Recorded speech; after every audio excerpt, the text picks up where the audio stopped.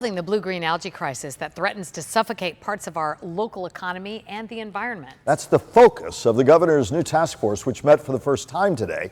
And WPTV News Channel 5's Matt Cesney went to the Treasure Coast to ask people there if they believe it will lead to a solution. Many I talked to today say they do know about the special task force, yet they remain cautiously skeptical. All they know, they say, is that the algae, when it does come back, looks and smells bad and may, they say, be doing harm out here.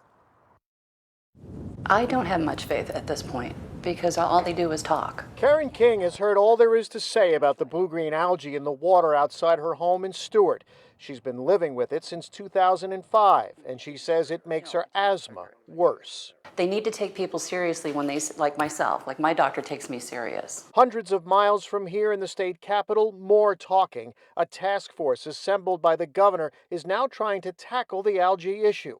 And the state's new science officer says he's aware of the health concerns in places like the Treasure Coast. It's certainly something that we're going to pay attention to. We recognize that it's one of our short-term discussion items, and it'll be a priority focus area in the meetings ahead, for sure. Talk's cheap, but at least they're talking about it. A long time they weren't talking about it. After years of the algae, it's not easy to get excited for a solution. The algae bloom the last time, it was all the way up under here. It looked like our lawn came out to here. It was just, it was incredible. Karen says it gets harder to wait for solutions. Her plan over the past few years has been to leave every summer for North Florida, away from the algae. She hopes one year that won't be necessary.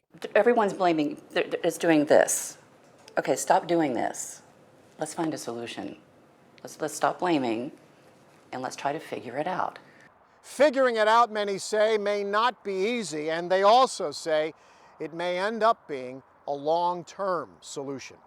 In Stewart, Matt Cesney, WPTV News Channel 5.